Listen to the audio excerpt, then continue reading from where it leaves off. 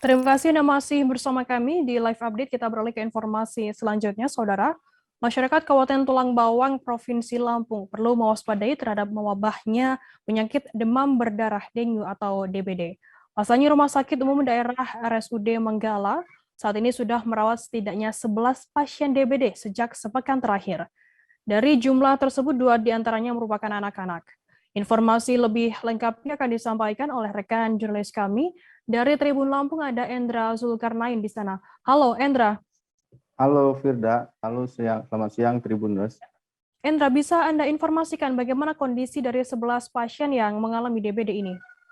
Ya, dari penelusuran kami di Rumah Sakit Umum Daerah Manggala memang sejak sepekan terakhir sudah merawat setidaknya 11 pasien DBD yang 2 diantaranya merupakan anak-anak. Jadi dari 11 pasien itu tersebar di ruang kamar-kamar penginapan atau ruang perawatan.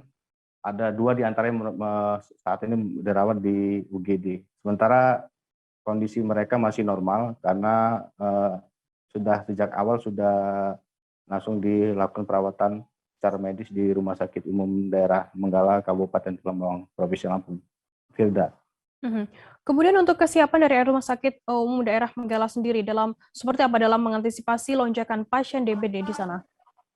Ya, selain menyiapkan ruang-ruang perawatan, sejauh ini memang sudah sejak awal Rumah Sakit Umum Daerah Manggala sudah menyiapkan tenaga medis. Kemudian juga obat-obatan mereka memang sudah di standby-kan di rumah sakit untuk mengantisipasi terjadi lonjakan. Kemudian mereka juga sudah berkoordinasi dengan PMI setempat untuk menyiapkan stok darah ketika dibutuhkan, ketika nanti ada lonjakan DBD yang memang darah ini sangat dibutuhkan ketika kondisi pasien tersebut drop.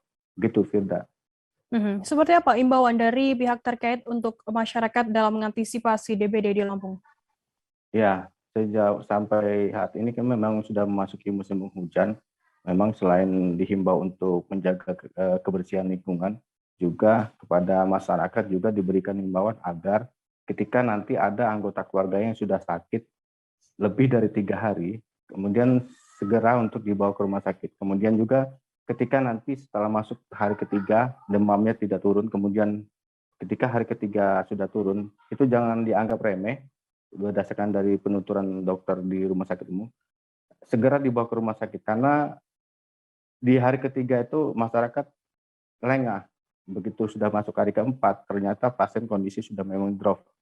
Itu sudah sulit untuk ditangani. Begitu, Firda. Baik, Tribuners, jurnalis kami tadi juga sudah menghimpun keterangan dari pihak terkait dan berikut liputannya untuk Anda. Secara umum yang kita siapkan itu yang pastinya obat-obatan. Obat-obatan itu ya cairan infus kita sudah siapkan. Artinya kalau yang datang itu kan yang kita khawatirkan kritisnya ya Mas ya. Kritisnya itu timbul shock hipovolemik. Nah itu kita infus. Kemudian sarana prasarana lainnya ya untuk ruangan kita insya Allah siap. Kemudian oksigen siap. Kemudian dari PMI kita juga kerjasama ya sama PMI darah kalau sekiranya perlu transfusi juga udah siap. Kemudian SDM pun kita siapkan baik spesialis ataupun perawat-perawat penunjang, begitu juga laboratorium dan sebagainya.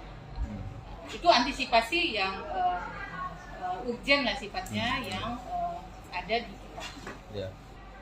Sifatnya seperti DBD ini ya, karena kita data di tahun 2020 itu kalau tidak salah hanya 30 ya pasien ya. Memang ini sedikit meningkat trennya sih kalau kita lihat ya di 2021 sampai hari ini sudah 60 kan. Tapi insya Allah sepanjang ini belum ada kita kewalahan, artinya ini kalau misalkan lebih kita tidak siap gitu insya Allah.